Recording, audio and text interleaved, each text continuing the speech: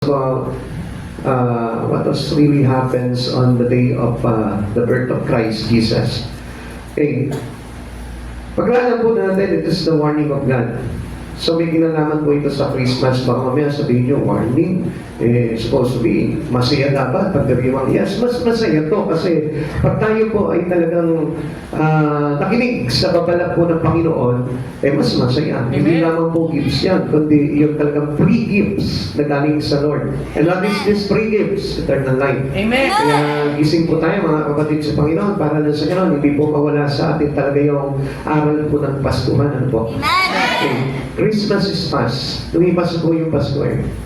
Dahil panganak na po si Jesus sa buhay po natin 2,000 years ago, more than 2,000 years ago. Kaya yung Pasko po pag-alaala na naman po yan. Once in our experiences this year, ito pong nakaraang taon na ito, di ba, lumipas po yung 2024 Christmas, tapos na po yan and the rest. Nagdaan na po yan, maraming mga good memories, kaya lang, puro good memories na lang, yung mga gifts na nga lang, open gifts, yung mga exchanging gifts, yun lang po yung parang mga nagdaan, mga pumasok sa isipan natin, pero meron bang tinuro sa iyo, itong mga nagdaan Christmas sa buhay mo. And this is the things that we will find out right now sa pag-aaral po natin. Passing the sin before us in the Bible.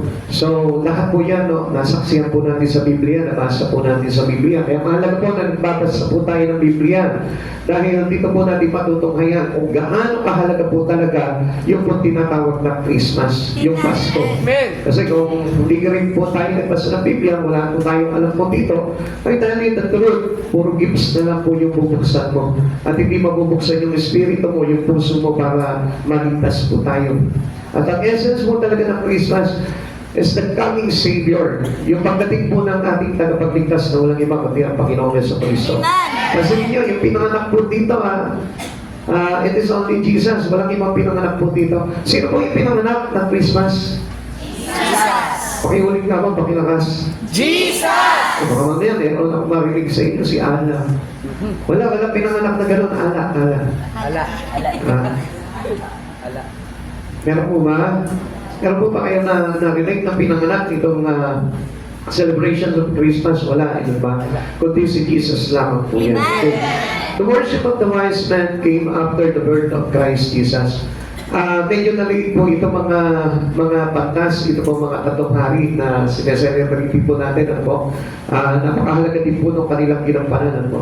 Kasi kaya po sila naliit doon sa panganakan ng ating Panginoon. Hinanap pa po nila si Jesus, kung saan pinanap po si Jesus. At galing pa po sila sa malayong bansa. Kaya hindi lamang po yan, kumbaga parang nag-travel lang sila ng Aguilar, ng Bugadyo, ng Kamiling, hindi naman po gano'n, kundi malayo po talaga galing sila ng ibang bansa, kaya ang tagal bago po nila natunghayan po talaga yung kinaroroonan ni Jesus. Amen. We are not sure just how long after His birth. Wala po tayong masiguradawan kung ilang taon o ilang buwan yung kanilang paghahanap po talaga sa Panginoon. May have been up to 2 years. Bakit po? Ano po ba yung speculation po dito na kung bakit 2 years, 2 taon bago dumating po sila, no? Bago nila natagpuan po si Jesus, ganun po yan. Sabi po ng Mateo, chapter 2, verse 16, galit na galit si Herodes na malaman niyang nilinlang siya ng mga pantas. Kaya pinapatay niya ang lahat ng mga batang lalaki sa Bethlehem at sa palibot nito mula sa gulang na 2 taon pababa. Batay sa panahong sinabi sa kanya ng mga pantas. So, ibig sabihin po nito, yung kanilang estimated time ng kapanganakan ni Jesus is about 2 years. Kaya nga yung mga bata na may wala pang edad na 2 years pababa, pinapatay po ni Herodes po yan. Kaya ito po si Herodes, masama po yan. At ito po ay talagang kontrabida po ng Pasko po talaga yan. Kaya sa atin din po, meron po itinuturo po sa atin yan with regards on our life here on this world. So, ano po ba kinalaman po nito? Meron din kontrabida na pumapatay ng mga sanggol pagdating po sa espiritu po natin. So, kung mapapansin po natin sa ating po bilang mga naglilingkod sa Panginoon, sumasamba kay Jesucristo, meron po tayong mga tinatawag na baby Christian.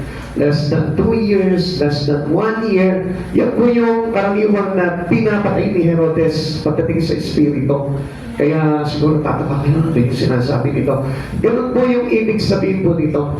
May kinalaman po sa espiritu po natin yung kapanganakan po talaga ni Jesus sa kaligtasan natin. Okay. When it was time to depart, they were warned by God. Ito yung pinakamalaga dito. Sila po ibinigyan ng babala ng ating Panginoon noong time na matagpuan po nila si Jesus. Ang sabi po sa kanila ng isang anghel, huwag na kayong babalik kay Herodes, mag-iba na kayo ng daan. There are many warnings in the Bible. Joseph was also warned in this text.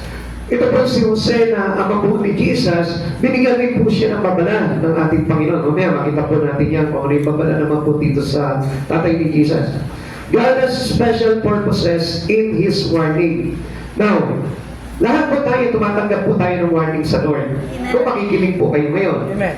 Pero kung hindi ka makikinig, kung iba yung papansinin mo ngayon, hindi mo matatanggap yung warning ng Lord. Amen. Kasi ang warning ng Lord, kailangan you must be definitely listen to what God says. Amen. Mahirap po mapakinggan ng salita ng Diyos o yung tinig ng Diyos, yung audible voice ng Diyos. Kasi nandito tayo sa mundo na punong-puno ng ingay. Amen. At alam niyo po ba kung ano yung nagkakos ng ingay po sa ating sa mundo nito? It is about the sin that is scattering into this land. Kaya kung mapapansin po natin, mga kapatid sa Panginoon, halos hindi na po natin marinig yung babala ng Diyos. Bakit? Maingay. Ano po ba yung ingay na yan? Yung mga busina po ba ng mga sasakyan yan? Yung mga tao na nagkukwentuhan? Hindi po yun. Ang talagang ingay na nakakapagpabingi po sa atin, sa spiritual ears po natin, it is the sin. Amen. Yung sin kung bakit hindi natin marinig yung tinig ng Diyos na nagbababala po sa atin para idirekta yung buhay po natin.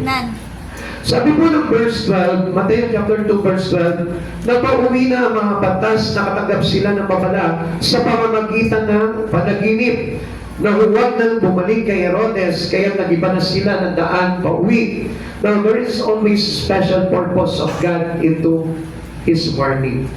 Tandaan natin, ang Diyos hindi magbababala sa iyan kung hindi ka mapapahamak. Amen. So, warning tell us about the risk in our life. Kung bakit po meron mga babala, dahil ito po yung tumutukoy sa mga kapanganiban o sa mga bagay na kapahamakan. So let's say, halimbawa, ang magulang mo, no, binigyan ka ng babala, anak, huwag ka magbarkada doon. Anong kasunod na salita nun? Baka mapahamak ka. Baka mapasama ka. There is always risk in about the warnings. Kaya natanda po natin, napakahalaga po ng warning. Amen. Amen. Amen. Nang padala po sa atin, even our parents. Kapag ka nagbababala sa inyo, pakinggan niyo po yung mga magulang po ninyo. Dahil ang magulang po, hindi po talaga umisip po na masama po yan sa kanilang mga anak.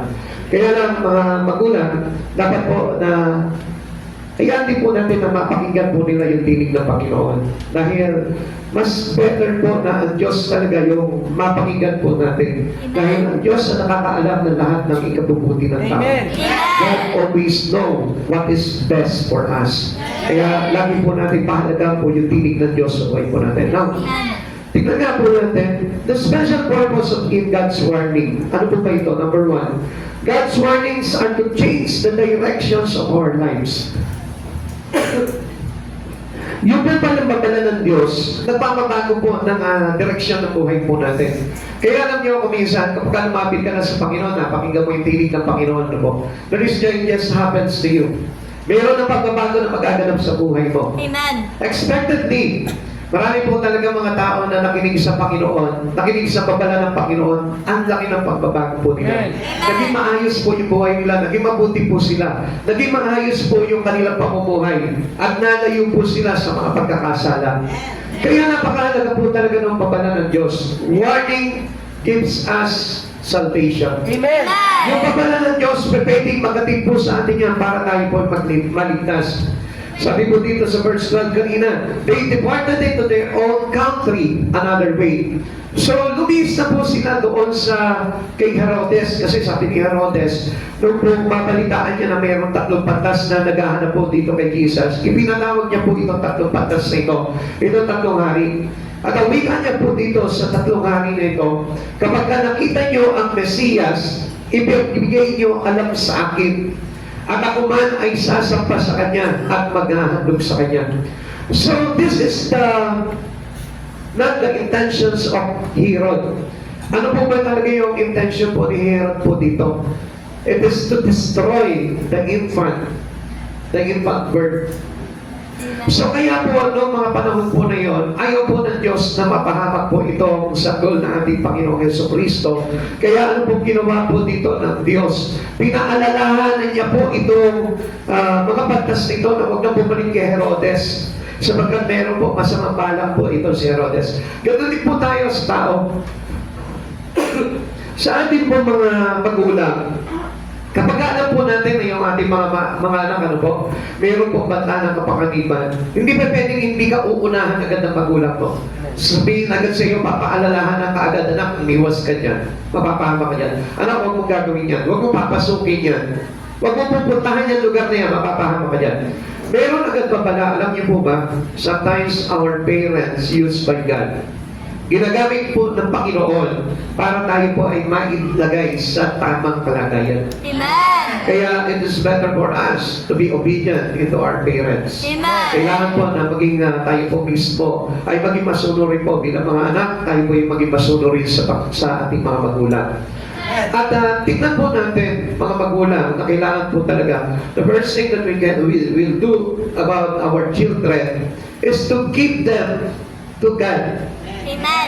Yung tayo po mismo, ilagay natin yung direktiba po nila sa Panginoon. Amen. Sapagkat ang Panginoon po talaga ang may hawak ng buhay ng lahat ng tao. Amen. He can control everything on us. At alam ng Diyos kung saan tayo mapapahamak at kung saan tayo mapapabuti. Amen. Kaya nga, if we let God to choose our own way, mapapabuti po tayo. Amen. Habang pabalik na po itong mga pantas po na ito, ang ginawa po nila, nag-iba na po sila ng daan. We are all received warning from God to change our direction. Alam niyo po ba, kapag dumating na po ang Panginoon sa buhay po natin, ang ibig sabihin po niya, changing direction. Amen. Pag nakilala mo si Kristo sa buhay mo, and if you are heard about the words of God, ang ibig sabihin niya, it will change your direction. Amen. Na kapag na-receive mo na yung tinig ng Panginoon about this word, the word of God, yung banal na salita ng Diyos, napakinggan mo na yan, ang ibig sabihin niyan, you must change your direction. Amen. Ibig sabihin, magbago ka na ng landas. At ano po ba yung tinutukoy po sa atin dito? Yung magbago tayo ng pamumuhay. Amen. Magbalik loob tayo sa ating Panginoon. Now, review of the way they had to come. Dumating po sila sa Jerusalem. They are arriving in Jerusalem as someone to meet with Herod. Pinatawag po sila ni Herodes. Hindi nila alam na mayroon po talaga masamang balak ito si Herodes. At first, nung makatagpo po nila ito si Herodes, wala po sila malay po doon. Siguro ang isipan po nila, baka gusto lang din ito sambahin itong Mesiyas nito. Yung po yun nasa isip po natin. Lahat po tayo, we didn't know about what was really happens to us on the present. Hindi natin alam kung anong mangyayari po sa atin. Maybe today, kahit na nakikinig ka ng salita ng Diyos, maybe ikaw mismo para na-amaze ka. Ano kaya ibig sabihin sa akin ng Diyos nito? Ano kaya yung mangyayari po sa akin? So, lagi po meron po conclusion yan na kailangan po natin talagang i-include sa bawat pangyayari po sa buhay po natin. They did not go back by the same route. Ang maganda po dito, nakinig sila sa Diyos. Nakinig po sila sa babala ng Diyos. Ang tanong nga lang po sa atin dito, tayo po ba? Ilang Pasko na po yung nagdaan po sa atin. Ilang taon na po tayo ngayon nag-celebrate ng Christmas. Pero, nakinig ka na ba sa tinig ng Panginoon? Nakinig ka na ba doon sa pangungusap sa iyo o babala ng Diyos sa buhay mo? Na nagsasabi sa iyo, huwag ka nang bumalik doon sa dati mong dinaanan. Kung mapapansin po natin mga kapatid sa Panginoon, ang paglapit talaga sa Diyos is to changing our direction. Amen. Amen. And not to stay back into our old path. Hindi po yung parabalikan natin yung dati nating pagkatao. Hindi na po yan. Kaya nga po yun na kapag isa kay Kristo ay bago na nilalang wala rin dating pagkatao niya. Kaya once you receive Christ Jesus, everyone who receive Christ Jesus is a new creation. Amen. Dapat po na magbago na po tayo. And we must love God above Amen. all. Amen. Siya po yung dapat na unahin natin sa buhay po natin. At hindi na po yung kung anong bagay dito sa mundo nito. Kaya lang, alam niyo, many Christians today or many believers to Christ is still choosing the word, is still choosing the old path, is still choosing the old pattern. Amen. Kaya po, parang wala nagiging pagbabago sa buhay po nila. And the direction still towards risk. Amen. Doon pa rin po patungo yung buhay nila. They got ruined. Kaya po napapahamak po yung buhay ng tao kasi yung pa rin po yung binabalikan nila after God's word. Amen. Pagkatapos mo na dumating yung mga babala ng Diyos, naiwasan mo na, layuan mo na, pero binabalikan pa rin. Kaya yun po yung pinaka-risk na pagiging Christian po natin. Amen. After receiving Christ, you must choose a new life in Amen. Christ. Kailangan piliin mo na yung bagong buhay. Talikuran mo na yung mga masasamang bagay. Para lang sa ganoon, tayo po'y magkaroon po talaga ng tamang pamumuhay, tamang lugar, tamang pagkakataon para tayo po'y maligtas. Amen. Living Christ by faith changes the way to take in life. Kapag naranasan mo na si Jesus, manampalataya ka na sa Kanya. Baguhin mo na kung saan ka na nanampalataya, kundi manampalataya ka na kay Jesus. Alam nyo, napakaganda po at napakabuti ng Panginoon dahil nagpakilala po siya sa atin in so many ways. Hindi na po sa isang pagkakataon. It is not only by Christmas. Ang dami po mga sinaselebrate po natin dito about Christ Jesus. Like for example, yung Holy Week. Isa pangalan lang din po yung sinaselebrate po natin yan. It is Christ Jesus who nailed on the cross. Amen. Yung pinako sa cross. Yung Easter morning, ang sinaselebrate po natin yan yung pagkabuhay ni Jesus. Amen. Only the resurrections of Christ. Wala pong ibang nabuhay po doon, si Kristo lang. Amen. Yung nagpapako sa cross, wala pong ibang pinako doon, si Kristo lang. Amen. So siya lamang po yung kasagutan sa lahat ng bagay para mabago po yung buhay natin. Kaya we must focus. The warning of God is telling us, telling every believers to focus on Christ alone. Amen. Only Christ alone. Wala na po tayong ibang pupugusan pa po doon. Wala nang ibang pangalan. Kung gusto po natin talaga na tayo po yung mabago, kailangan po na talagang taking the way or taking a chance to have faith in Christ Amen. Jesus. Bigyan mo na pagkakataon na manampalataya sa Diyos. Amen. Kung halimbawa, bago ka ngayon sa gawain po ito, huwag kang mamangha halimbawa sa lugar na ito, kundi pakinggan mo mabuti yung salita ng Diyos. Para lang sa ganun, makita mo kung ano talaga yung katotohanan na gusto ng Diyos sa atin para maligtas po tayo. Amen. When we meet Christ, He give us warning in life. Pag nakatagpo na po natin si Jesus, lagi po may babala na po ang Diyos dyan. Kahit na po sa lahat ng area ng buhay mo, lagi may babala yan. Even into your finances, may babala po ang Diyos dyan. Minsan, di ba, minsan para nagiging bulagsak po tayo no, pagdating sa mga pinansyal natin. Minsan, pinagpapala ka na ng Panginoon, pero sa ibang ginagamit. Kaya ang nangyayari po dito, ang Diyos nagbababala sa iyo. Anong ginagawa ngayon ng Diyos sa iyo? Mag-give word na agad na sa iyo ang Panginoon, anak, huwag mo dyan gamitin yung pera na binibigay ko sa iyo. Na pinagpapala kita sa ganito, pero dapat gamitin mo yan sa tama. Amen. Na makapaglalagay sa iyo sa buhay na walang hanggan. Amen. Lagi po na maging wise po tayo. Sa lahat ng bagay na ginagawa po natin, maging wise po tayo. Even in our choosing our life, our family. Na kapag halimbawa, nagtayo ka ng isang pamilya, we choose Christ Jesus as the center. Amen. Kailangan yung ating pagpapamilya ay nakagitna si Jesus. Siya yung sentro. Kaya lagi po natin iisipin, hindi pa pwede na sa pamilya po natin wala si Jesus or else hindi po magiging maganda yung ating pamilya. Amen. Kaya nga lahat ng mga beautiful things, it has happened when Christ was there. Lahat ng pangyayari na magaganda na nangyayari sa buhay mo, nandun si Jesus. Amen. Kaya lang pumapangit yung mga pangyayari yung kasi nga iniiwan mo palagi si Jesus. Di ba remember yung isang parang kwento na mayroong mga magbabarkada, ipinagpaalam po nila yung kanilang kaibigan doon sa magulang. At ang sabi po nila, sama po namin yung inyong anak, kami po ay mag-outing.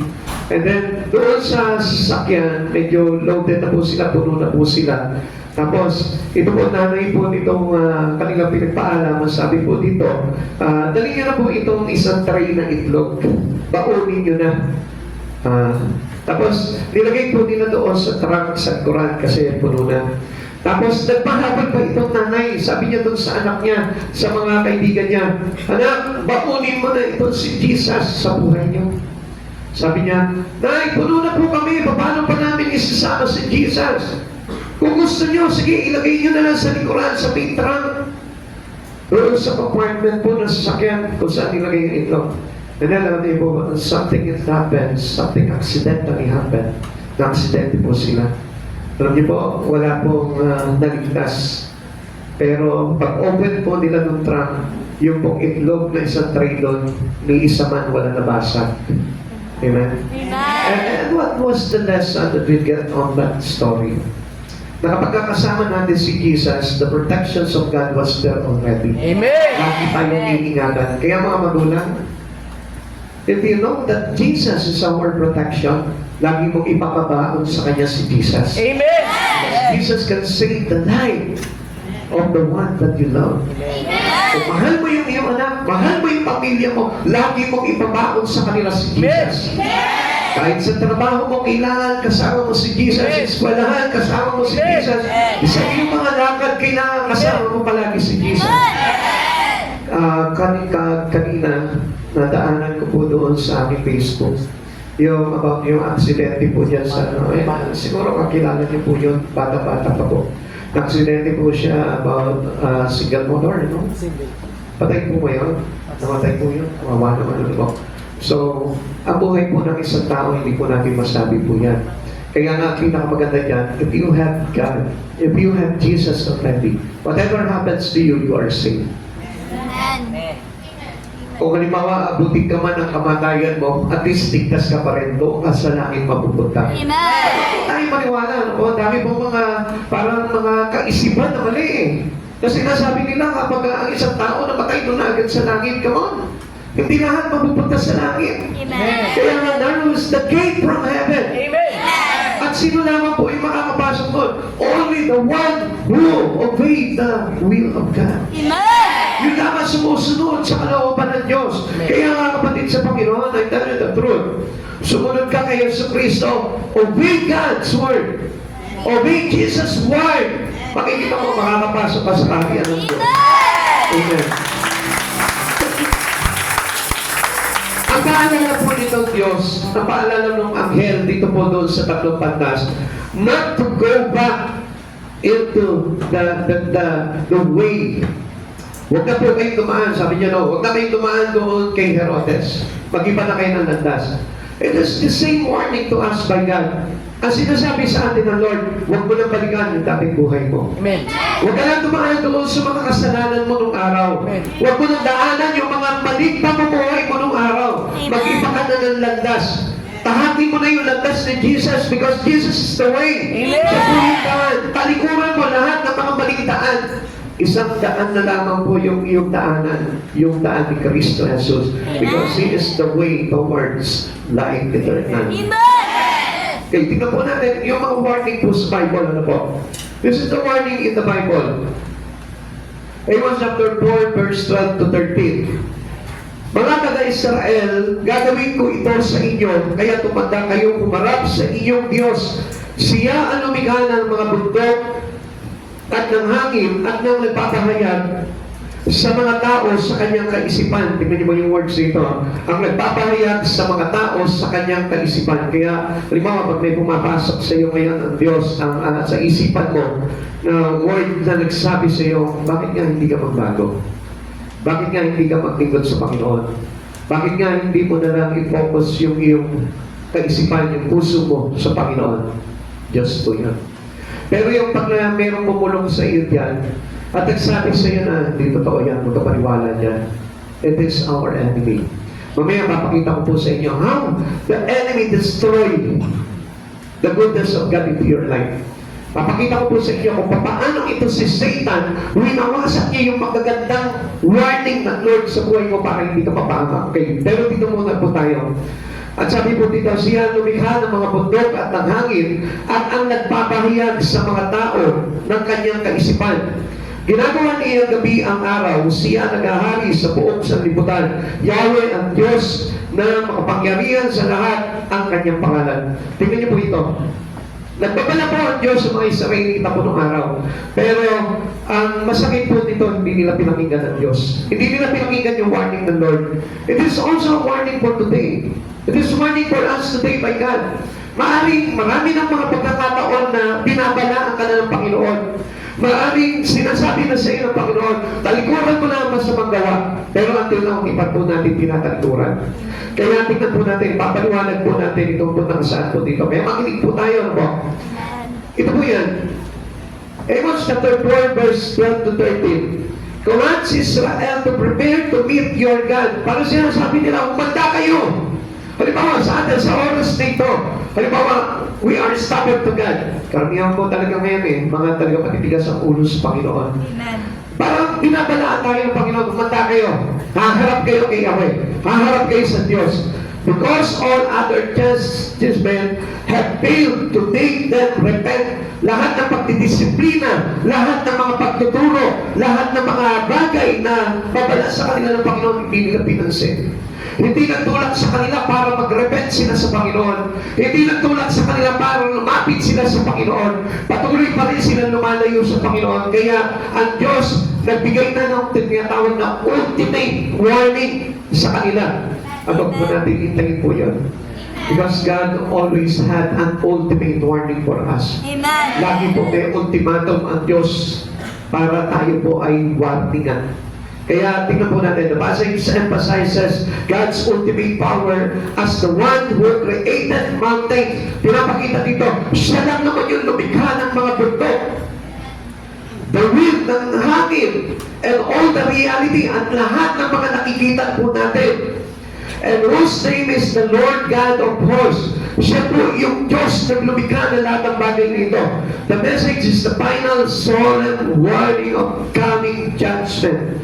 Para binabalaan tayo ng Panginoon na habang may pagkakataon, tayo ay makinig na. Amen. Habang may pagkakataon, palambutin mo na yung iyong ulo. Palambutin mo na yung puso mo, yung kalooban mo, at magbalik ka na sa Panginoon. Pakikalabit mo yung katabi mo, sabihin mo, napakinggan mo ba? Napakinggan mo ba Yung babala ng Diyos sa iyo. yung babala ng Diyos sa'yo? This warning is not happened from the past. It is still happened today. Amen. Hanggang ngayon pa lamang sinasabi sa atin ng Lord that He has an ultimate power para po baguhin ang buhay natin.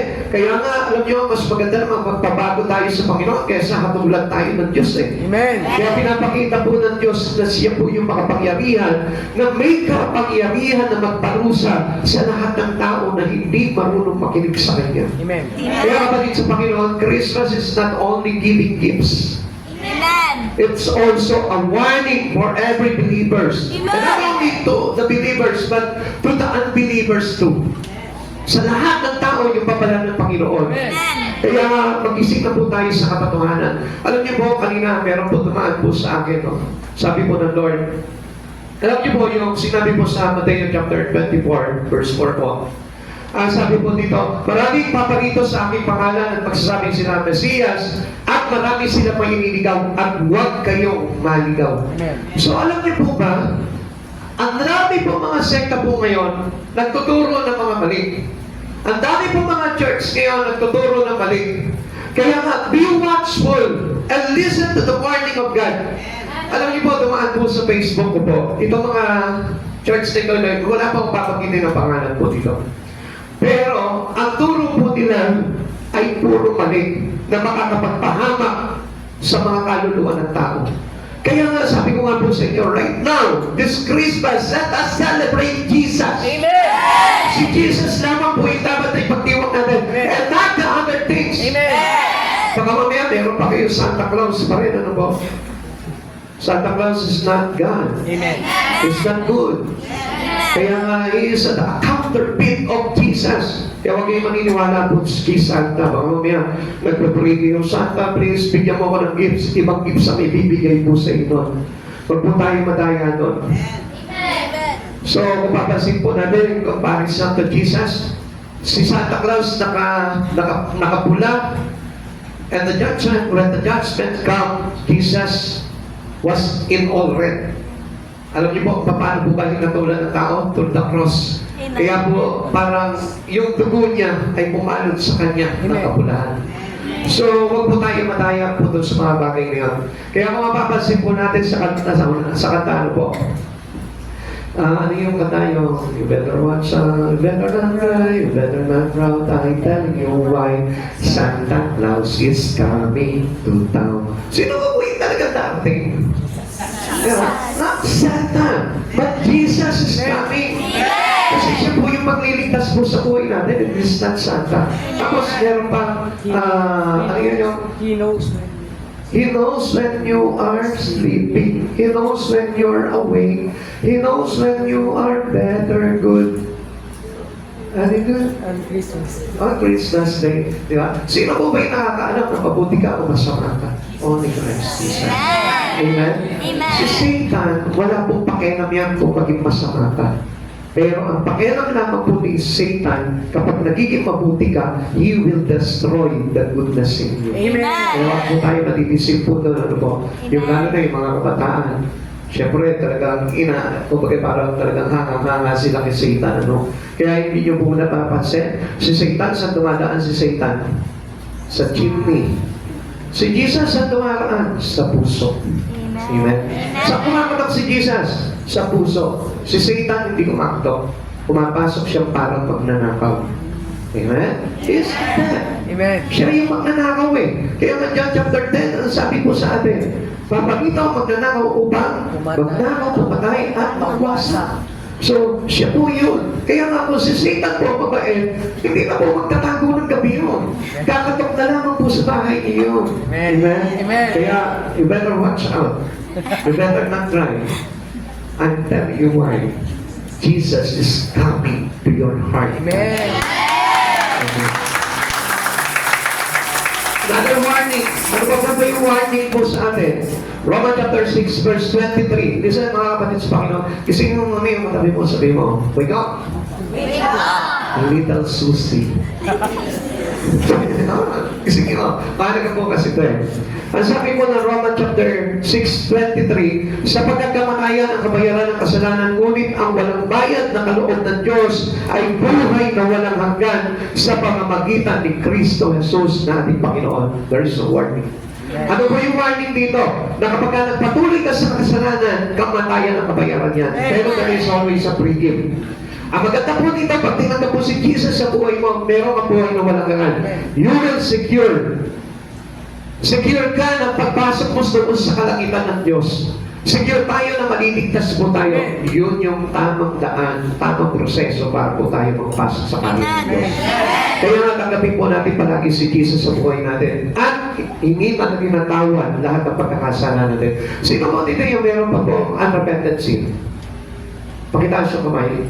Yung sin niya na nililihim niya pa rin sa Panginoon. Na parang kiniklaim niya pa rin po na okay naman ito, maiintindihan ako ng Lord. Kaman, hindi ka iintindihan ng Panginoon doon hanggang di mo nire-repent yun. Sino po dito yung may mga unrepentant sin? Mga babayin niyo, ha? Sabihin mo, ikaw na. Sabihin mo sa katabi mo, ikaw na. I know that every one of us meron pa rin unrepentant sin. Nakakanda mo yung lihim na nandito sa puso mo na parang naglalagay sa'yo ng galit. Unrepentant sin ang tawag doon.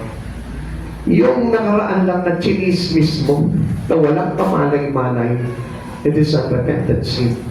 Na kapag hindi mo pinahimingi ng tawad sa Panginoon po yan, mapapahama ka.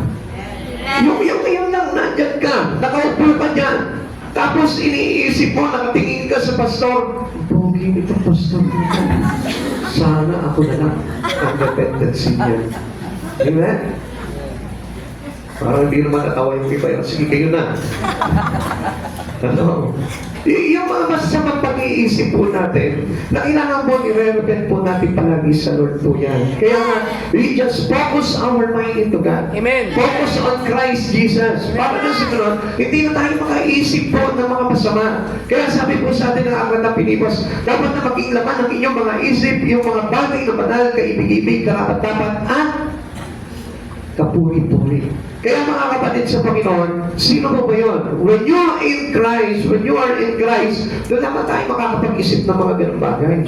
Kasi pag nandun po tayo sa mundo, anong inisipin natin? Kailangan marami ang pera, kailangan marami ang ganito. Para na sa ganun, hindi ako kapihin ng kapitbahay namin.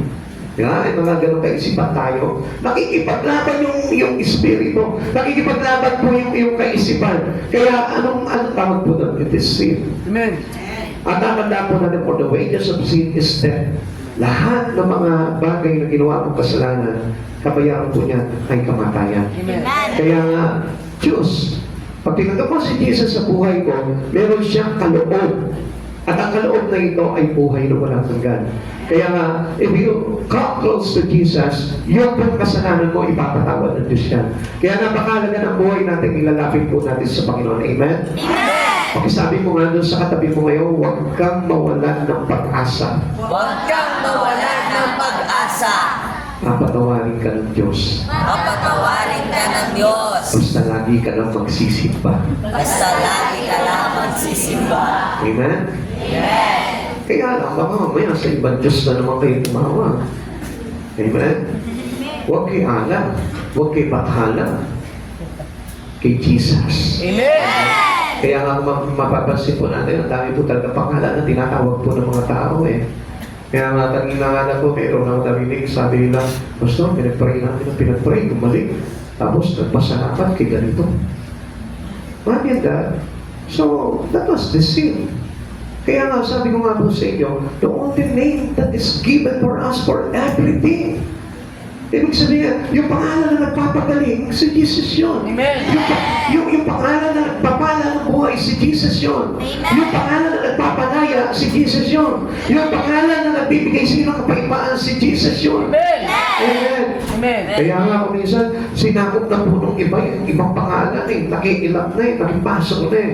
Pero iisang pangalan lamang po yun. Sabihin mo sa katabi mo ulit yan, isang pangalan lang. Isang pangalan lang. At hindi pangalan na yun. At hindi pangalan yun. Amen? Naniniwala pa kayo doon? Amen. Ay, ilang pangalan ka naniniwala? Jesus! Praise the Lord. Palamahan po natin sa Panginoon. Alam niyo, ako po sinasabi sa inyo yan. Kasi isa lang po talaga ang kapatawaran eh. Kasi ang sabi po dito sa warning ng Lord sa atin, sapagkat kamatayan ang kabayaran ng kasalanan. Ngunit ang walang bayad na kaloob ng Diyos ay buhay na walang hanggan sa pamamagitan ni Kristo Jesus. Amen.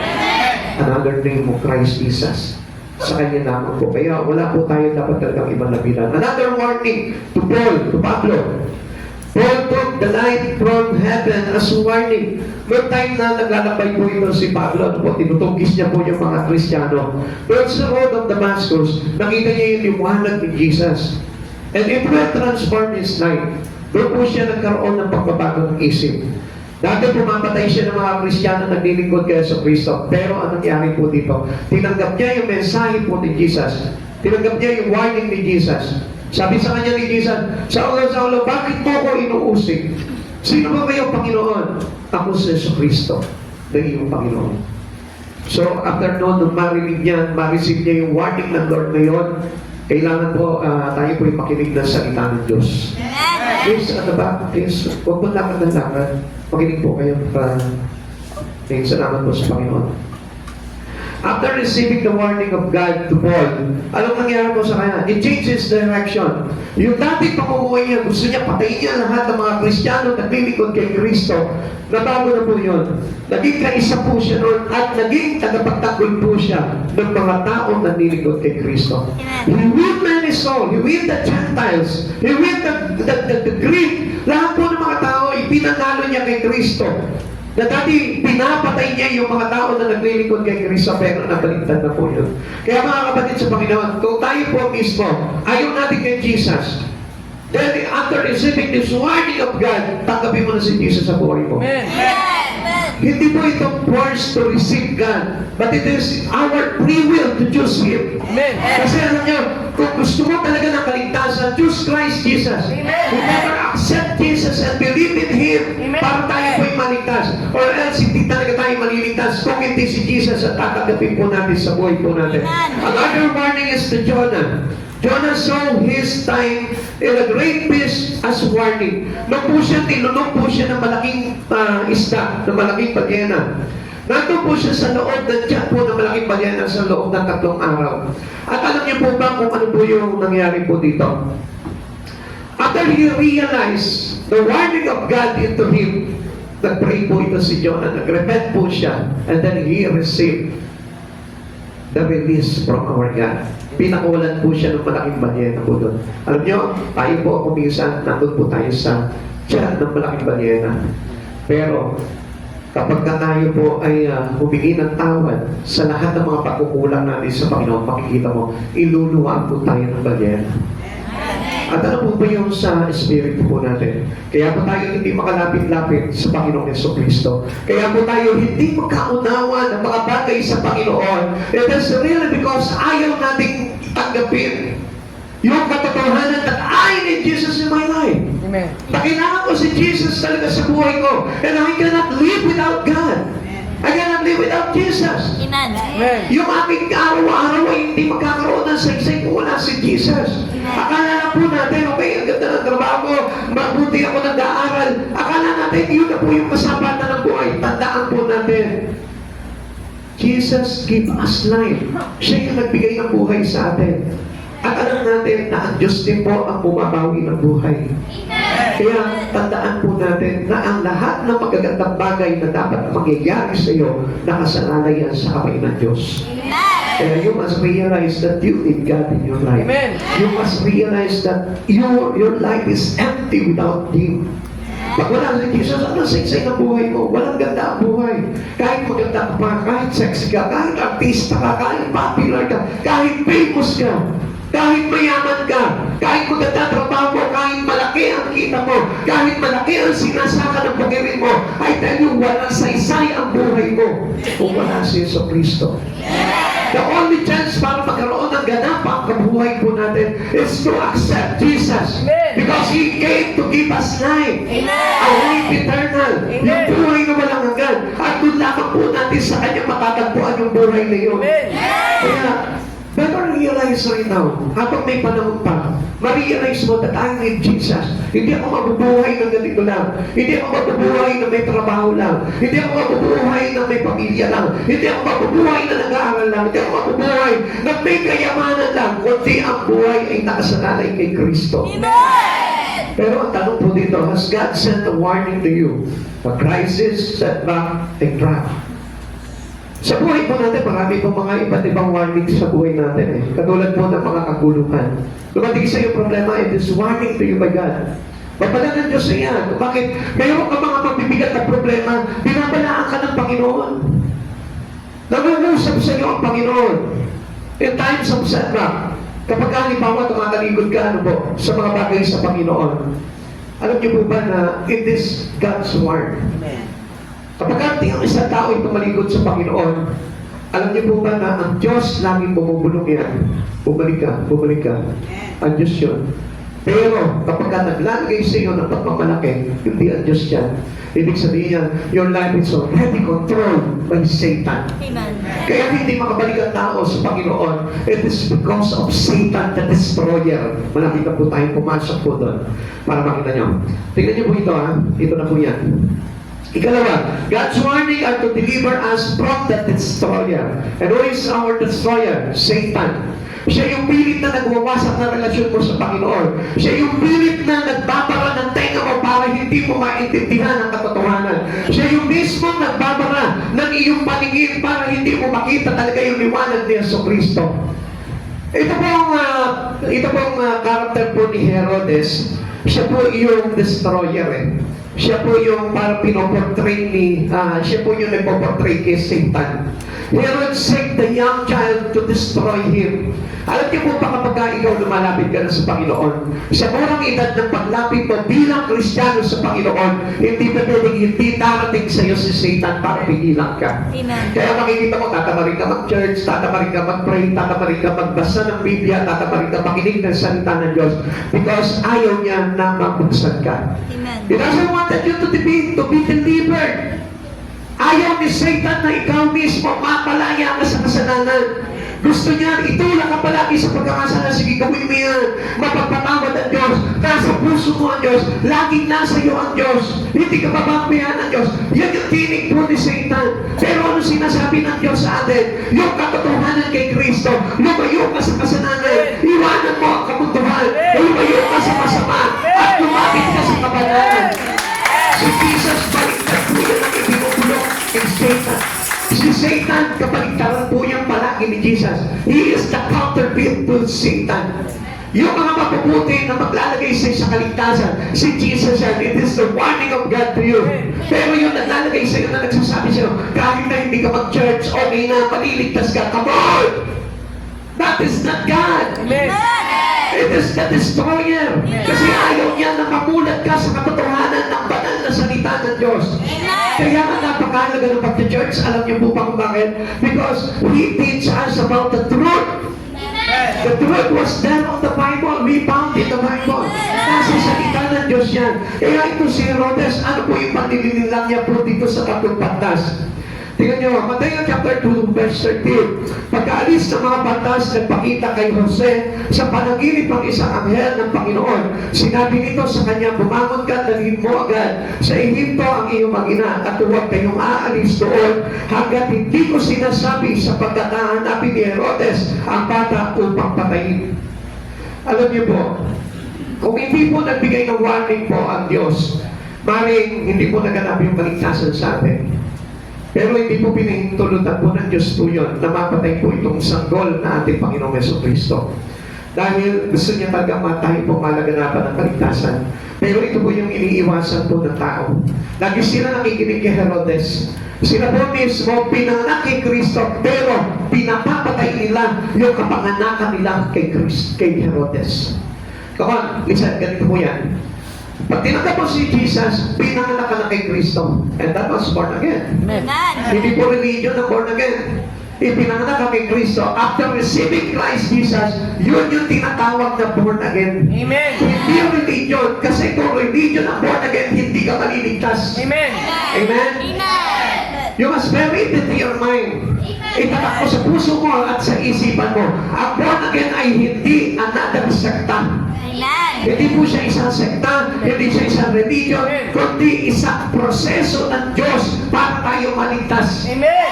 Kaya yun yung parang laging dinidestroy, winawasak ni Satan sa isipan natin. Ako, born again. Ba't mag-iiba ka ba ng religion? Come on! Open wisely your mind. Ako nagsasabi po ako sa inyo ng katotohanan na ano po ba yun? After receiving Christ, after believing in Christ, yun po yung panibagong buhay natin. Which means ipinanganak ka na sa katotohanan kay Kristo. Amen? Amen? At alam niyo po natin na kapag tayo po ay lumapit sa Panginoon, lagi sabi ko sa inyo may kontrabida. And never used by Satan to destroy the young ones in Christ. Ano ibig ko po sabihin po dito? Si Satan, wawasakin yung paumsi mong pananampalataya. Sisirain niya yung nag-uumpisa mong pananalig kay Kristo.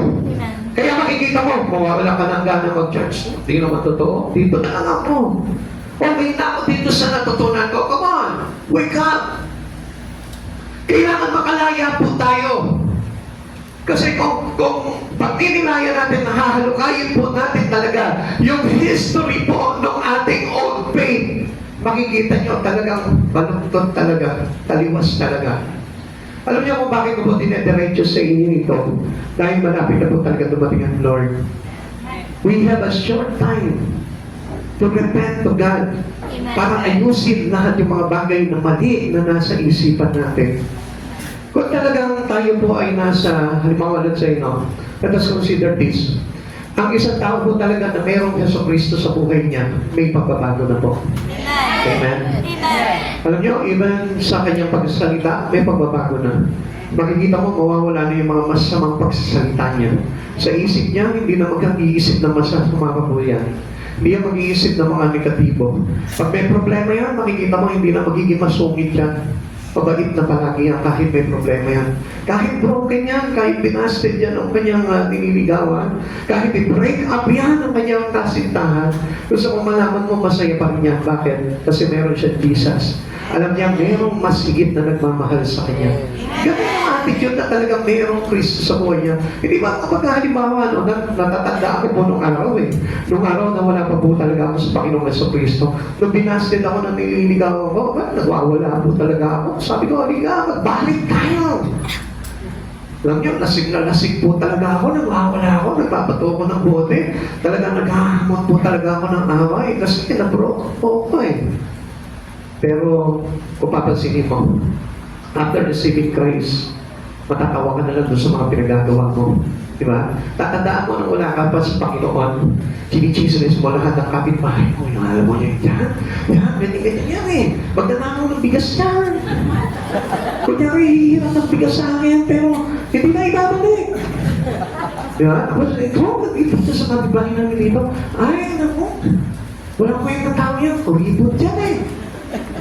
Diba? Lahat ng sinaan mo, pero nung na-born agad ka, pansinin mo, alalahanin mo yung mga bagay na ginawa mo yun, matatawa ka. Sabihin mo, hindi pala dapat ginagawa yun. Because what happens to you right now is to be born into the Spirit of Christ Jesus. Kaya nagiging maayos na yung puso mo. Kaya nagiging mabuting tao ka na. Kaya nagiging tama na yung kaisipan mo. Kaya nagkakaroon ka na ng puso na katulad ng kay Jesucristo. Willing ka na tumulong sa kapwa mo. Willing ka na magmalasakit sa kapwa mo. Willing ka na at meron ka ng interes sa kaligtasan ng mga tao sa paligid mo. Amen. Amen. Tingnan po itong the destroyer. Ito pong si Herodes, sabi po dito. Herod's aim when he talked to the wise man. Alam niyo po, meron po siyang layunin kung bakit niya po talagang kinausap, pinatawag po itong mga patas na ito. Talk of worship intended wickedness. Sinabi niya po dito sa mga pantas, sabihin mo sa akin kung saan naroroon ang Mesiyas para na sa ganon, ako man ay makasamba sa Kanya. Pero what is the intention of Herod to Jesus? It is wickedness, gawan ng kasamaan. Talk of dedication. Gusto niya magandog po dito kay Jesus. Pero, ang kanyang intensyon is to distraction, wasakin, patayin. Ito po si Jesus. Alam niyo po, ganun po tayo mismo eh. Kapag ganito po yung isipan natin, na para bagang tayo po mismo, no, feeling natin, worshiper tayo ng Diyos, pero nagwawasak ka ng buhay ng isang tao, you are not a worshiper to God. Amen? Amen. Nagsisimba tayo, pero gusto natin siraan yung mga kapatiran, siraan yung kapitbahay mo, siraan yung kaibigan mo. It is the work of the destroyer. Amen. Alam niyo tayo po, bilang talaga totoong worshiper, and we are dedicated to Jesus already, hindi na natin layunin na makasira po ng buhay na may buhay. Kundi ang hangarin na po natin, yung magkaroon po tayo ng malasakit sa kaluluwa po ng mga taong wala pa sa Panginoon. Amen. Herod typifies Satan, the destroyer. Ito po ang pinaparirate po dito ni Herodes, ay para siya si Satan, John 10:10. Dumarating ang magnanakaw para lamang magnakaw, pumatay at manira na parito ako upang ang mga tupa ay magkaroon ng buhay na walang masaganang lubos. Sabi ko po sa inyo, it is counterfeited to Jesus. Amen. Ito pa si Satan, wasakin ka, nakawin yung mga magagandang bagay sa iyo. Pero si Jesus, gusto niya, nandito siya, pumunta siya, at dumating siya sa buhay mo para bigyan ka ng magandang buhay. Amen. Jesus came to destroy the works of the destroyer. Kaya naman po, naparito po ang Panginoon para wasakin yung kasinungalingan nitong pagnanakaw nito, nitong manguwasak nito, nitong mamamatay tao na ito sa iyong buhay. Amen. He will destroy what Satan did to you. Amen. Kaya huwag kang papadaya kay Satan, huwag kang papakinggan siya. Pag sinasabi ng Panginoon sa iyo, come back to me. Pag sinabi ng Diyos sa iyo, lumapit ka na sa akin, lumapit ka na. Huwag mo nang pakinggan yung tinig na napapipigil sa iyo. Sapagkat He wanted to destroy your life. He wanted to destroy your soul. Gusto niya talaga mapahamak yung kaluluwa mo. Kaya listen to the voice and the warning of God into you. Tandaan mo, pag lumapit ka kay Jesus, hindi ka mapapahamak. Amen. Mapapaayos yung buhay mo. Papapanain yung buhay mo. Ililigtas sa Diyos yung kaluluwa mo. At pagdating ng araw, meron kang buhay na walang hanggan. Amen. Ano sabi ko ng First John chapter 3 verse 8? Ang nagpapatuloy sa pagkakasala ay kampo ng Diablo, sapagkat sa simula pa'y nagkakasala na ang Diablo, kaya naparito ang anak ng Diyos upang wasakin ang mga gawa ng Diablo.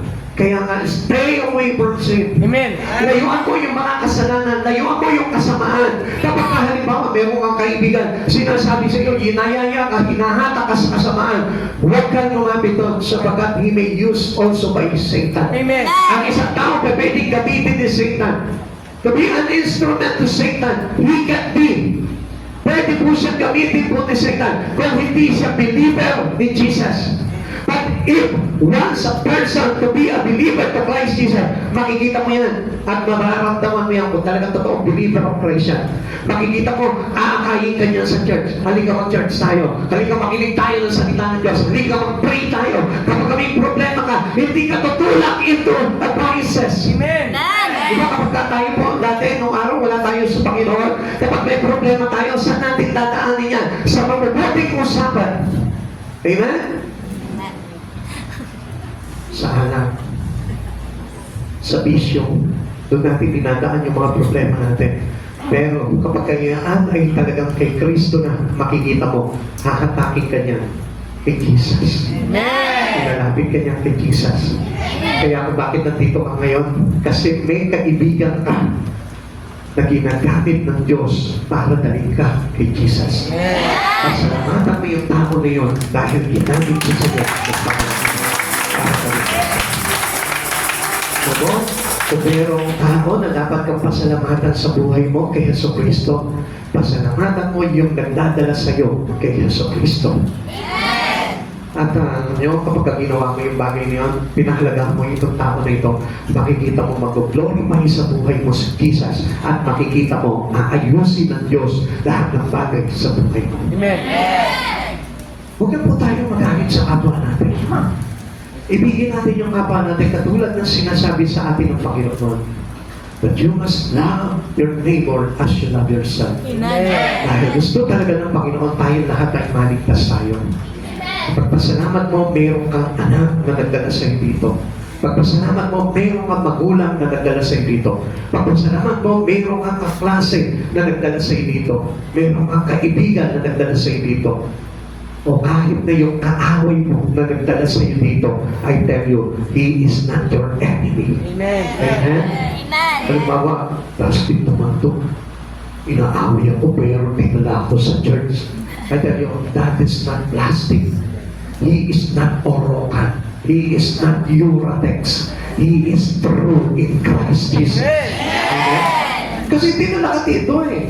Imagine that, kung meron siyang masamang intention sa'yo, hindi ka niya dadalhin dito unless hindi ka sumama sa kanya. Ikaw yung may masamang intention. Bakit? Anong intention yun? Ayaw mong maligtas yung sarili mo. Amen? It is not an ordinary. Kasi ikaw mismo ayaw mong maligtas yung sarili mo eh. Pinala ka na sa kaligtasan para kay Kristo. Pero, ano ginawa mo? Pinakinggan mo ba yung tinig ng destroyer? Wow! Plastic lang yung mga tao dyan.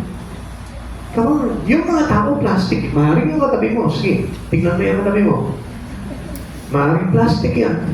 Pero I tell you, His Spirit, yung Espiritu na nasa Kanya ngayon, kung bakit nandito siya, totoo yan, genuine yan. Amen. Gusto ko i-compare po ito. Ito ang katawan natin na ito. It's made of plastic. Not made of flesh. Bakit po sinabi? Kasi huwad po ito eh. Ito ang ganda tingnan. Di ba? Napakagwapo. Ikaw naman.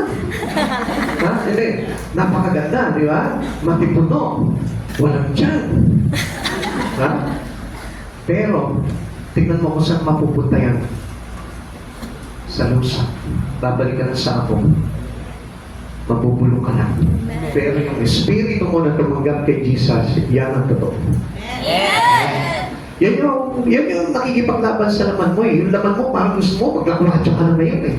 Pero yung espiritu mo, yun yung nagsabi sa'yo, halika mag-chance muna tayo. Amen.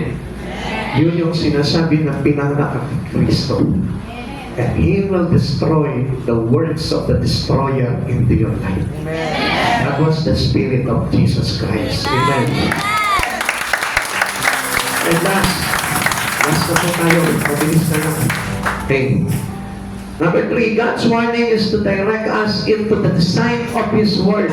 Kaya makikita nyo, no, dinadala tayo ng Panginoon sa pag-aaral ng salita niya kasi doon nakabase talaga ang buhay po natin sa words of God. Ang isang tao po na hiwalay sa salita ng Diyos, ang ibig sabihin po niyan, he is not living in God. Kaya papansinin po natin, ang isang tao kailangan talaga nagbabasa po ng Biblia. Meron po ba dito hindi nagbabasa ng Bible? And one thing, pagbasa ka na ng Bible, para na sa ganon, matutunan mo kung talagang ano yung pamumuhay na gusto mangyari sa atin ng Panginoon. Sabi po nila, and so was fulfilled what the Lord had said through the prophet. Out of Egypt, I called my son. Para makita mo ngayon kung paano ka tinatawag ng Panginoon. O listen to this, para na sa ganon, kahit hindi mo nabasa po ito ngayon, papaalala po sa atin ng Panginoon. Dinala niya tayo sa disenyo ng salita ng Diyos para tayo po ay talagang mailagay niya talaga sa maayos na pamumuhay. And this God's warning for us, that telling us, live in the words of God. Amen. Yun yung babala ng Lord sa atin. Sinasabi sa iyo, mabuhay ka sa salita ng Diyos. Marami po mga salita sa Biblia na nagsasabi sa atin na tayo po ay mabuhay at huwag natin kalimutan ang pagbabasa ng Biblia. At ito po ang pagbabasa ng Biblia, maglalagay po sa atin ito sa magandang pamumuhay. Pero alam niyo, minsan hindi natin pinapansin yung bagay ngayon. Ito po yung bagay na pinakita po dito sa Mateo chapter 2 verse 15. Doon sila nanirahan hanggang sa mamatay si Herodes, sa gayon natupad ang sinabi ng Panginoon sa pamamagitan ng propeta, tinawag ko ang aking anak mula sa Ehipto. It is already written, even in the Old Testament. Nakasulat na po ito, nakasaan na po ito. Alam niyo na naman po, kailangan lamang po natin talaga manatili po tayo na nakatunghay sa warning ng Panginoon. Amen. Pakinggan mo palagi kahit na anong ginagawa mo. And do not take busy your life about here. Alam niyo kasi kaya tayo inaabala sa buhay nito para maging sarado yung tenga natin, maging bigay tayo sa pangungusap ng Diyos sa buhay natin. Kaya mapapansin mo, you have no time to read your Bible. You have no time to listen to the words of God. You have no time to study the Bible. Kaya nga, yun yung nawawala sa atin eh. Dahil sa kaabalahan po natin sa mga bagay dito sa mundong ito, wala na tayong time na magbasa ng Biblia. Ang akala po natin, it is only a wasted time to read your Bible. Come on, hindi pinakamahalaga. Mas mahalaga pa po ito sa trabaho mo. Sapagkat ang pinapasiyan po dito yung buhay na walang hanggan, hindi temporary lamang. Amen. Yung mga bagay na ginagawa mo sa mundong ito, temporary lang yan. Matatapos din agad yan. At walang ipinangako sa atin ng Panginoon na bukas buhay ka pa. Amen. Wala po siniguro ang Panginoon sa atin na bukas mabubuhay ka pa. Amen. Kundi ang sabi sa atin ng Lord, tayo po'y laging magsipaghanda sapagkat ang buhay natin ay parang abo o parang usok. Amen. Amen? Sabi po sa atin ng Hebrew chapter 9 verse 27. Minsan lamang mabubuhay ang tao at pagkatapos ito ay paghukom. So, ibig sabihin, pahalaga na po natin yung bawat segundo ng buhay natin na tayo niya bubuhay at bigyan po natin ng halaga ang salita ng Diyos sa buhay po natin. Sabi po dito, tinawag ko ang aking anak mula sa Ehipto. Tingnan po natin. In Old Testament, nabanggit po ito sa Hosea chapter 11 verse 1. Nang bata pa ang Israel, siya'y aking minahal at tinawag ko ang aking anak mula sa Ehipto. Alam niyo po ba, tinutukoy po dito yung mga Israelita po ng araw? Sila po ay under slavery of Egypt. Amen. Nakapag po sa kanila ang Panginoong Yahweh. Inilabas po sila sa Egypt para hindi na po sila maging alipin. Kaya lang sa katigasan po ng ulo po ng mga Egyptian, ng mga Israelita, hindi pa rin po sila sumunod sa ating Panginoon. Kaya lagi po nagbababala po ang Diyos. Hosea chapter 11 verse 1, ito po ang ibig sabihin niya. When Israel was a child, I love him. Mahal tayo ng Panginoon. Kaya nga sa pasimula di ba? Yung pananampalataya natin, mahal din natin ng Panginoon. We in love to each other. God's love us and we love God. Ganun po tayo masarap magmahal eh. And out of Egypt I called my son signifies God's deep fatherly love for Israel. It is a fatherly love for every one of us who believe God, who believe in Christ. It is deeply malalim na pagmamahal ng Ama para sa ating mga mananampalataya. Recalling the Exodus event where He rescued His people from slavery in Egypt, treating them as His beloved child. Minamahal niyang anak. Ganyan ang turing niya sa iyo. Sabihin mo sa katabi mo, ganyan ang turing sa iyo ng Diyos kung bakit nandito ka ngayon. Ganyan. Kaya bakit pala sa iyo ang Diyos dahil you considered as His beloved child. Amen. Diba, ang sarap na mapakinggan nyo. Hindi ka ba natutuwa no? Halimbawa, sa nanay mo na lang, anak, ikaw yung minamahal kong anak. Yung marinig mo sa nanay mo yun, di ba nakaka-bless? Kaysa naman sabihin sa iyo ng nanay mo, anak, ikaw yung anak ko tamad. Ikaw yung anak ko walang ginawa, maghapon, kundi mag-cellphone. Hindi ka na makatulong sa akin sa araw-araw. Diba? Ang sarap na pakinggan mo sa tinig ng nanay mo, anak, you are my beloved child. Ikaw yung anak ko masunurin. Ikaw yung anak ko maganda. Ikaw yung anak ko mabait. Ikaw yung anak ko mapagmahal, malambing, at laging nakakaalala sa akin. Amen? Amen? Di ba? Di ba sinasabi sa inyo ng mga magulang niyo yan? Magbago na ngayon. Para sabihin din sa inyo ng mga magulang mo yan. Now, treating them as His beloved child. This verse highlight God's consistent, compassionate, covenant-keeping love, but also carries prophetic weight with the New Testament. Sabi po doon sa Matthew chapter 2 verse 15, applying it to Jesus, applying yung pag-alis po ni Jesus doon sa lugar na yun para magpunta ng Ehipto, to and return from Egypt, portraying Jesus as the ultimate Son, fulfilling His redemptive pattern. Ganyan yun. Doon tayo dati, nilayasan natin ang Diyos sa buhay natin. Come on! Ngayon, tinawag ka ng Diyos. Pinanunubali ka ng Diyos. Kaya alam niyo kung anong turing sa inyo ng Lord? That you are treating them with His beloved child. Pinakamamahal niyang anak. Kapag tayo nababalik loob po sa Panginoon, kapag tayo po tumanggap talaga sa Panginoon, tinuturing tayo pinakamamahal na anak. Sabi mo nga sa katabi mo ngayon, pinakamamahal kang anak ng Diyos. Pinakamamahal kang anak ng Diyos.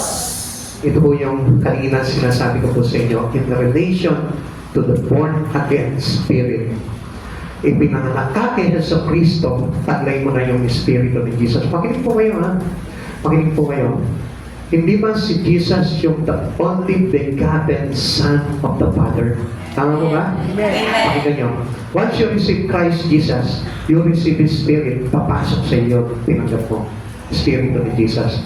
You are no longer you, but Jesus lives in you. Amen? Hindi na ikaw ang nabubuhay sa sarili mo, kundi si Jesus na ang nabubuhay sa iyo. And that was the beloved Son of God. Amen. Kaya ikaw na ngayon, yung nasa katayuan ni Jesus bilang pinakamamahal niyang anak. Amen. You will be considered as the beloved child of the Father. Amen. Amen? Masarap na na. God intended to bring our lives into the line with the Bible. Kaya nga po tayo tinuturuan sa Biblia para maintindihan po natin yung mga bagay na yun. Nilalayo ng Diyos na ang buhay po natin ay iayon sa buhay na Bibliakan. Yung po biblical living, yung po nakaayon sa salita ng Diyos. Example po dito yung Jesus saved from Herod, Israelites, from Pharaoh, and us from the hands of Satan. Inilabas po tayo ng Panginoon sa kamay po ni Satanas. Amen. Dati nung hindi ka pa naniniwala kay Jesus, nandun ka sa kamay ng kaaway. Is willing to destroy your life. Binawasak ng kaaway yung buhay mo. At kapag kontrol ka ng kaaway, doon ka papunta sa pagkawasak ng buhay. Kaya after receiving Jesus to your life, doon ka na tinanggal sa kamay ng ating Panginoon. Amen. Ng kaaway. Doon na po tayo nabigyan po ng panibagong buhay kay Yesu Cristo. And we are already saved. Out of Egypt have I called my son. It was simple in the scripture of the word. Ito po yun. Under Under slave po tayo ng mundo. Kaya nga po, kung tayo po'y nakapokus lamang po sa mundo, ibig sabihin niya, alipin ka pa rin po sa Ehipsyo. Alipin ka pa rin ni Satanas. Amen. God is calling His people out of the world. Tinatawag tayo ng Panginoon. Listen, alam mo, nai-interrupt na po kayo ngayon eh. Pero gusto ko po na itatak po sa inyo ito. Ang mundo ay hindi po mabuti. Amen. Lagi sinasabi ng tao, ang mundo ay mabuti. Come on. Kung mabuti ito, hindi sasabihin sa atin ng Biblia ito. Do not love this world or even things in the world. For the love of this world is an enemy to the Father. Amen. Pakinggan niyo mabuti po ito. Tuwa-tuwa tayo sa mundo na ito. Wow, ganda ng mundo. Wow, ang yaman ko sa mundo. Wow, ang ganda ng lahat ng mga bagay dito. Pero ang sabi ng Lord, do not love this world. Amen. Huwag mong ibigin itong mundo na ito. Listen, ito po yung sabi po dito, 1 John chapter 2, verse 15 to 16. Huwag ninyong ibigin ang sanlibutan o ang mga bagay na nasa sanlibutan. Ang umiibig sa sanlibutan ay hindi umiibig sa Ama. Ang lahat na nasa sanlibutan, ang pagnanasa ng laman, ang pagnanasa ng mga mata, ang mga pagmamalaki sa buhay na ito ay hindi nagmula sa Ama, kundi sa sanlibutan. Now, kung ikaw ay kay Jesus, hindi mo na iibigin ang sanlibutan. Your love was there in Christ Jesus. Amen. Yung pag-ibig mo ay inuukol mo na kay Kristo. Amen. At nakikita mo yung focus mo doon sa sanlibutan, ibabaling mo na kay Jesus siya.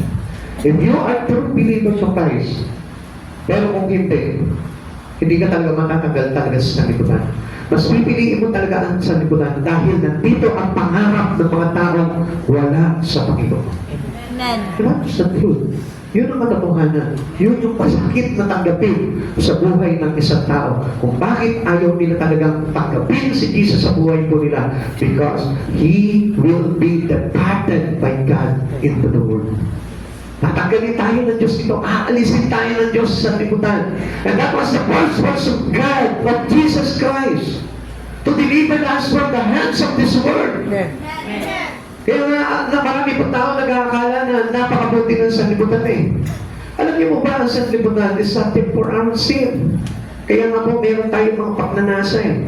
Pagnanasa, yumaman ang todo dito sa mundong ito. Pero walang pagnanasa, yumaman sa buhay na wala nang gaya. Sabi ng Lord, pag-itukan ang kayamanan sa langit, sapagkat sa langit walang nanginira at walang kalawang, walang magnanakaw. Amen. Pero ang pinipilit ng tao, ginugusto pa rin ng tao yung kayamanan ng sanlibutan. Amen. For the profit, what is the profit of man gaining the whole world but loses your own soul? Mapapahamak yung kaluluwa natin. Is your life governed by the Bible? Ito na po ba ang nag-govern po sa atin ngayon? Ito na ba po yung namamahala ng buhay mo? Ito na po ba yung nagbibigay ng direksyon sa buhay mo ngayon? And I tell you, kapag hindi pa dito nakasanig ang buhay mo, design your life according to the Bible. Amen. Dito mo na i-design nyo yung buhay mo sa salita ng Diyos. Makinig po tayo. Kailangan ang buhay mo nakadesign nyo na sa Bible.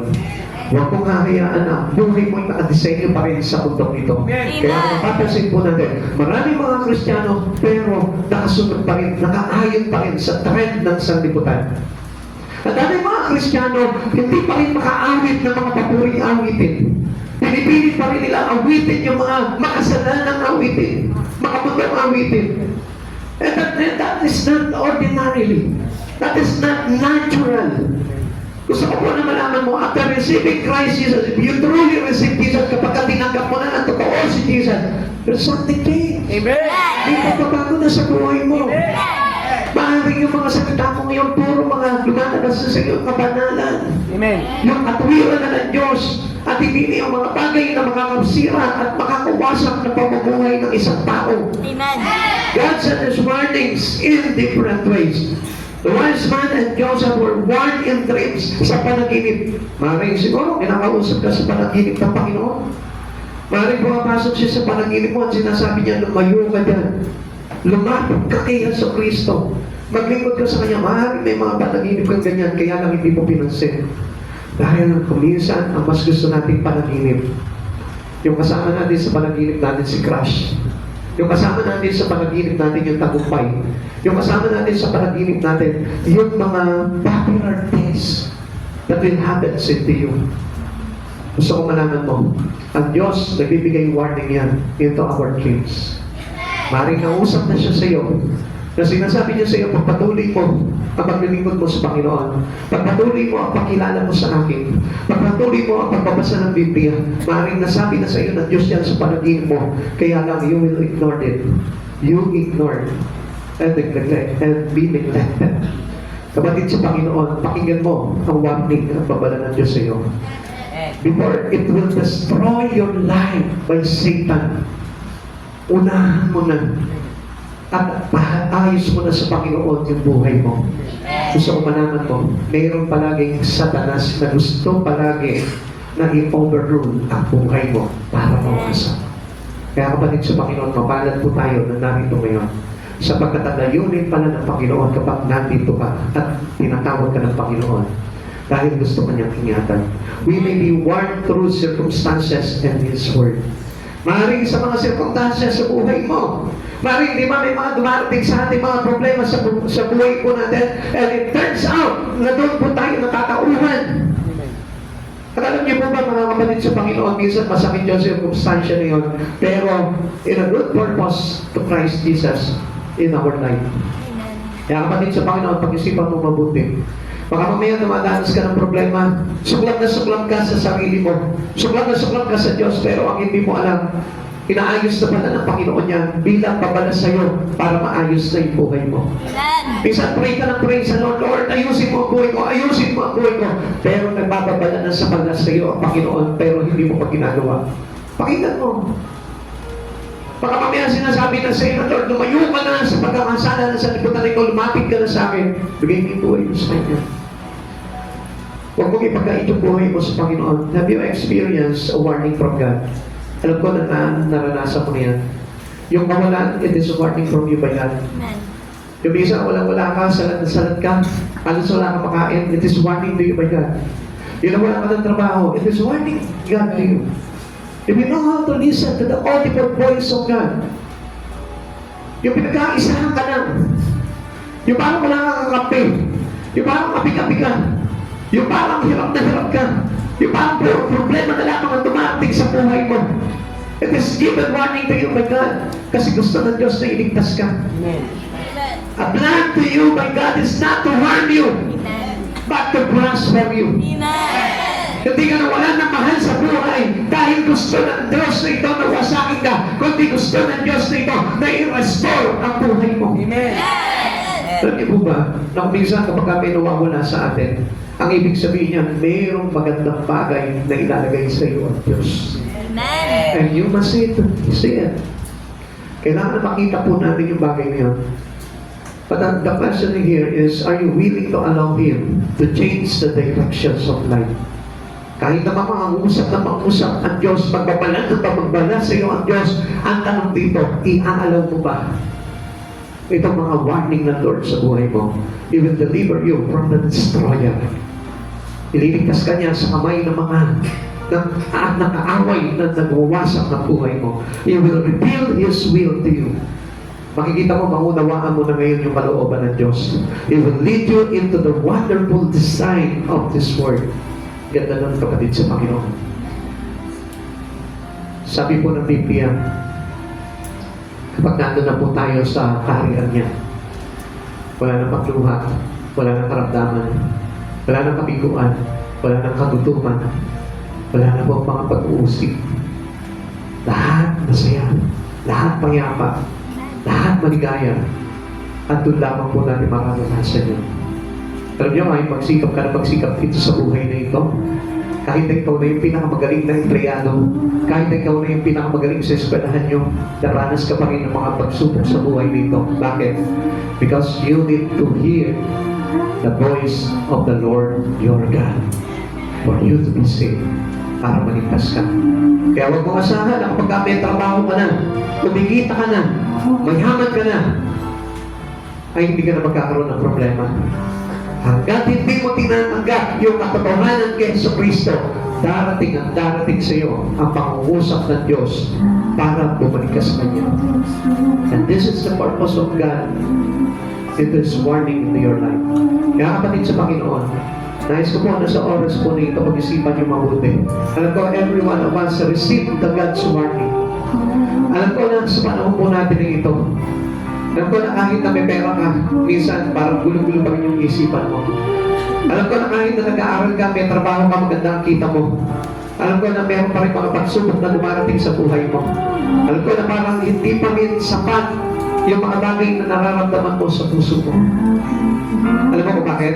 Anong dahilan yan? Hindi para wasakin ka. Nandito ka eh. Nakakilala ka na sa Lord eh. Ang ibig sabihin niyan, turn your life into the Lord. Ibalik mo na yung buhay mo kay Kristo. Huwag ka magmalaki. Wala tayo may magmamalaki sa Panginoon.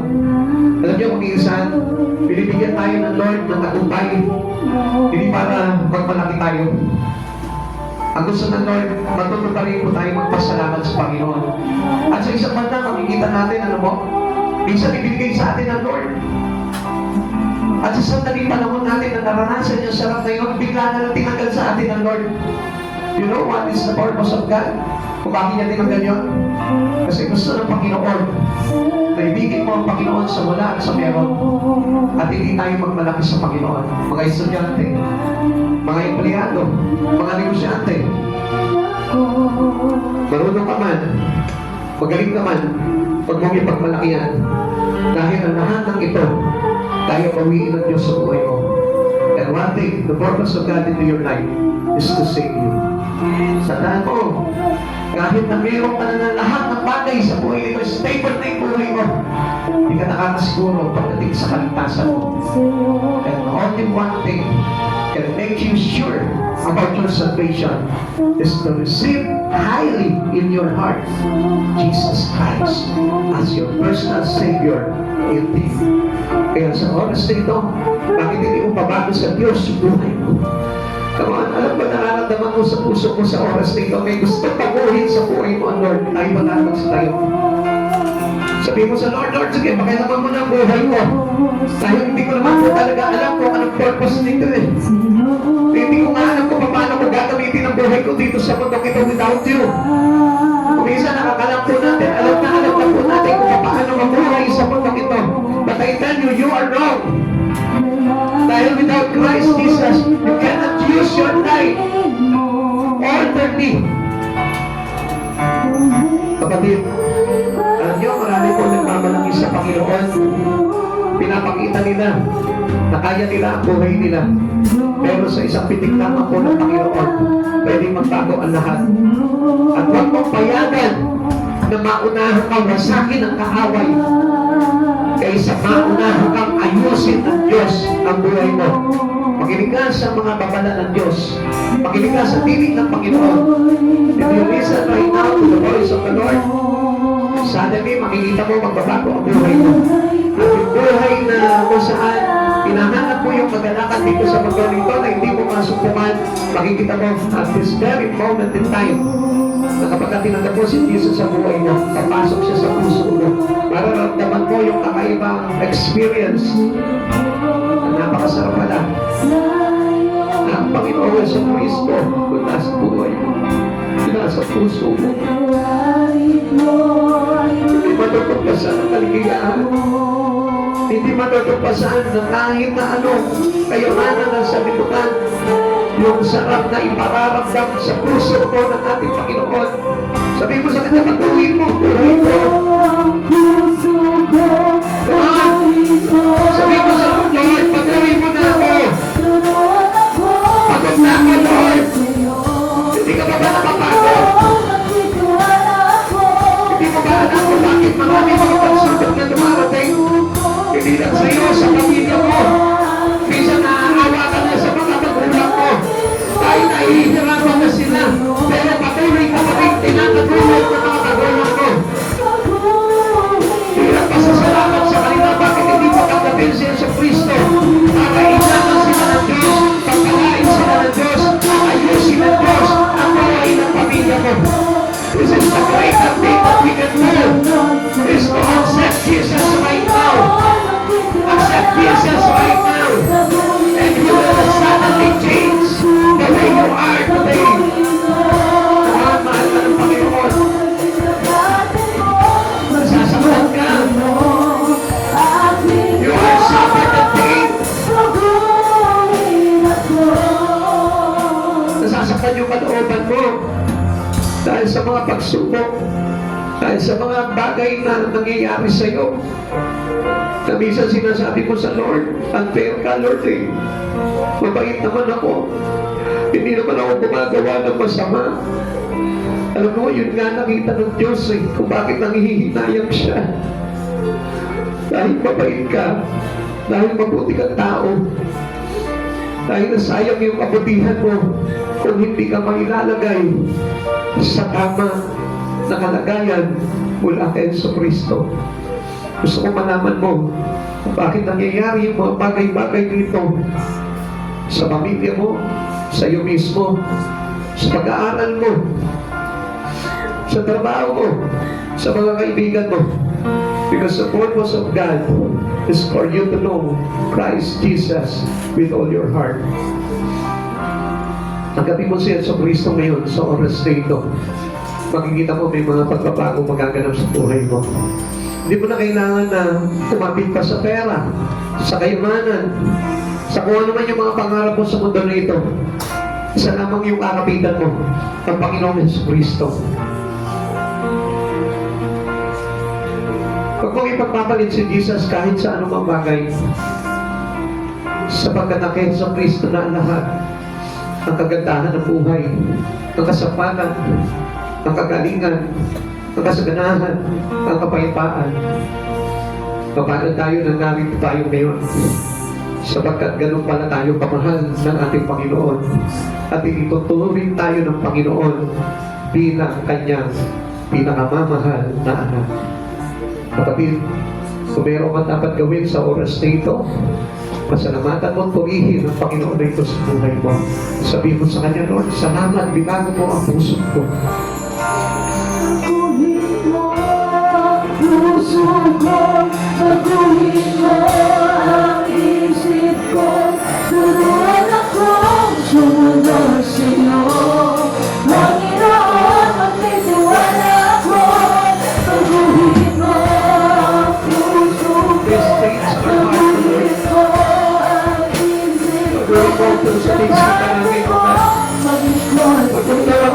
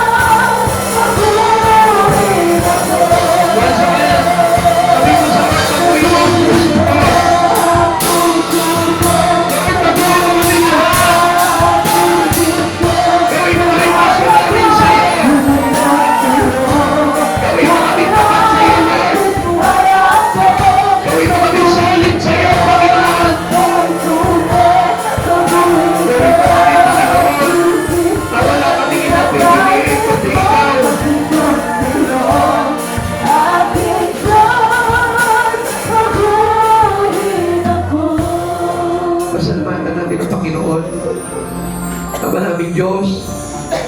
Salamat, Panginoon, itinuring mo kami mga pinakamamahal mong anak. Naramdaman namin sa umaga, Lord. Pag-ano mo ba, hanap, ulat namin, Panginoon, na even daw kami makasalanan, nagkulang sa iyo, tumalay sa iyo, naligaw ng landas. Still, pinakita mo pa rin sa amin, Panginoon, na sa mga pangungusap mo, Panginoon, ipinadarama mo pa rin sa bawat isa namin na narito ngayon. Na mahal mo kami, O God. At willing ko po kami, Panginoon, na iligtas ano mga panganib at sa mga bandarayan, pagwawasak ng kaaway sa aming mga buhay. Panginoon, nagpapasalamat po kami sa kabutihan mo. Napakatakila ang Diyos. Hindi namin namalayan, Lord. Pinaayos mo pala ang buhay namin. Kung bakit pala meron kami mga pagsubok sa aming pamilya, Lord. Pinaayos mo pala ito, O God. Minsan nasabi pa po namin sa iyo, unfair ka, Lord. Di ka totoong Diyos. Pero ang katotohanan na, Lord, ipagpalas Lumapit ka pala sa amin. Dahil ayaw mo kami na malunod sa sistema ng masalimutan ito. Dahil ayaw mo, Panginoon, na malayo kami sa iyo. At piliin namin, Panginoon, ang karangyaan ng mundo. Gusto mo pala, Panginoon, maging simple lamang ang buhay namin. Simple na nakakapit sa iyo. Simple na nagtitiwala sa iyo. Simple na nagmamahal sa iyo, Panginoong Jesus. Hayaan mo na magawa namin ang kalooban mong ito. At sa oras nito, Lord, buong puso ka namin pinasasalamatan sa isip, salita at sa gawa. Salamat po na marami, Panginoong Jesus, na patuloy kong hinihiling sa iyo, Panginoon. Patubayan mo, Panginoon, ang aming mga kapatid na ito, Lord. Ingatan mo po sila. Ilayo mo po sila sa anumang kapahamakan. Ilayo mo po sila sa kanila sa mga kahirapan. Ilayo mo po sila sa karamdaman. Ilayo mo po sila, Panginoon, sa anumang mga plano ng kaaway na wasakin ang kanilang buhay at nakawan. Panginoon, patuloy kami nananalig sa iyo na magiging matatag kami sa aming pananampalataya sa iyo ngayon at magpakailanman at maging hanggang sa buhay na walang hanggan. Ikaw yung aming Diyos na pipiliin. Magiging tapat kami sa iyo magpakailanman, Lord. Maraming salamat po, Lord. Pagpalain mo po ang bawat isa, Panginoon, siksik-lilig at umaapaw na pagpapala. Panginoon, at samahan mo po ang bawat isa amin, O Lord, sa aming mga paglakad sa mundong ito, O God. At patuloy mong ingatan kami, Panginoon, sa lahat ng aming mga lakad at sa lahat ng aming mga plano upang hindi kami madaya ng kaaway. Maraming salamat po, Lord. At sa aming pag-uwi, O God, ingatan mo po, samahan mo po kami, Panginoon, upang maluwalhati kami makarating at makauwi sa aming mga tahanan at makapunta sa aming mga pupuntahan. Ingatan mo po ang aming mga sasakyan. Ilayo mo po, Panginoon, sa anumang mga banta ng kaaway, O Lord. Ingatan mo po kami at samahan ng libo-libo mo mga mandirigmang anghel sa langit, O God, na siya magbabantay sa amin hanggang sa aming pag-uwi. Maraming salamat po, dakilang Diyos. Dinadalangin ko po at dinideklara ko sa oras dito, Lord, ang lahat at bawat isa na narito ngayon ay nakatanggap ng pagpapala ng tagumpay at buhay na walang hanggan sa piling mo, Panginoong Jesus. Amen and Amen. Salamat po sa Panginoon. God bless you.